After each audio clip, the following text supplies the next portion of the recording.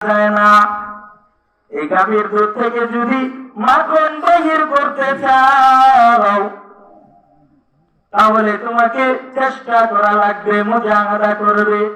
যদি তুমি বলো বোতলের মধ্যে গাভীর দুধ নিয়ে নাকের ডগায় রেখে সারা রাত ঘুমাইবো, সকালবেলা মাখন পেয়ে যাব, সম্ভব বলে? মারিফত অর্জনের জন্য যেমনই ভাবে এটা আল্লাহ এইভাবে উদাহরণ দিয়ে গেলেন যে গাভীর দুধের মধ্যে যখন মেহনত করবা, গাভীর দুধের পিছনে যখন মেহনত করবা, কেমনে মেহনত করবা? একটা পাতিলের মধ্যে গাভীর দুধ রেখে দাও, ওই পাতিলটা চুলার উপরে বসে আগুন জ্বলায়া দাও, জাল দিতে থাকো, জাল দিতে থাকো। এই আগুন করে বসে থাকার কারণে তোমার শরীর থেকে ঘাম প্রবাহিত হবে, ওই দুধের মধ্যে আগুনের উত্তপ্ততার কারণে বলক উঠবে। এইভাবে যখন তোমার চেষ্টা হবে, মুজাহাদা হবে, হঠাৎ করে তাকায়া দেখবা ওই দুধের মধ্যে মাখন ভেসে উঠেছে। ঠিক তদরূপ ভাবে মারিফত যদি অর্জন করতে চাও, মারিফত অর্জন করতে হলে চেষ্টা করা লাগবে। কেমন চেষ্টা? বলে আল্লাহর পরিচয় মারিফত যদি তুমি পাইতে চাও তাহলে সর্বপ্রথম তিনটা ক্লাস করা লাগবে। কয়টা ক্লাস? তিনটা ক্লাস করা লাগবে। 1 নম্বর ক্লাসের নাম হলো মুজাহাদা, 2 নম্বর ক্লাসের নাম হলো মুশাহাদা, 3 নম্বর ক্লাসের নাম হলো মুরাকাবা। মুজাহাদার সবক আমরা ইতিপূর্বেই পেয়ে গেলাম সূরা আনকাবুত সর্বশেষ আয়াতের মধ্যে আল্লাহ রাব্বুল আলামিন বললেন, ওয়াল্লাযীনা জাহাদু ফীনা লানাহদিয়ান্নাহুম সুবুলানা।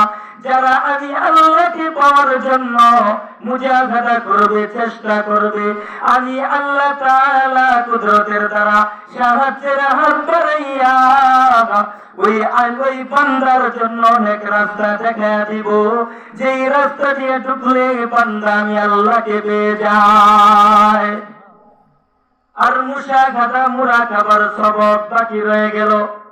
এই মুশাহাদা মুরাকাবার সবক ওয়াইন্নাল্লাহা লামাআল মুহসিনিন, ইহসান। মুশাহাদা মুরাকাবার সবক হলো ইহসান। ইতিপূর্বে আমার পূর্বে যিনি বয়ান করেছেন তিনি বলে গিয়েছেন ইহসান কাকে বলে। ইহসানের আরেক ব্যাখ্যা হলো আল্লাহর রাসূল সাল্লাল্লাহু আলাইহি ওয়াসাল্লামের কাছে হযরত জিবরাইল আলাইহিস সালাম আগমন করলেন। ওগো নবী, ঈমান কাকে বলে? আল্লাহর নবী ঈমানের বয়ান করলেন। ইহসান কাকে বলে? ইসলাম কাকে বলে? আল্লাহর নবী বয়ান করলেন। এক পর্যায়ে জিবরাইল বলেন, ওগো নবী, ইহসান কাকে বলে একটু জবাব দেন। আল্লাহর নবী জবাব দিলেন, ইহসান কাকে বলে? ইহসানের বয়ান আল্লাহর নবী করলেন, আনতা আবুদাল্লাহা কাআন্নাকা তারাহু ফাইন লাম তাকুন তারাহু ফাইন্নাহু ইয়ারাক। আনতা আবুদাল্লাহা কাআন্নাকা তারাহু, আল্লাহর ইবাদত তুমি এমন ভাবে করো যেন বান্দা তুমি আল্লাহকে দেখতে পাও। কাআন্নাকা তারাহু, যেন তুমি আল্লাহকে দেখতে পাও, এমন ভাবে ইবাদত করো যেন তুমি আল্লাহকে দেখতে পাও। এটার নামই হলো মুশাহাদা। ফাইন লাম তাকুন তারাহু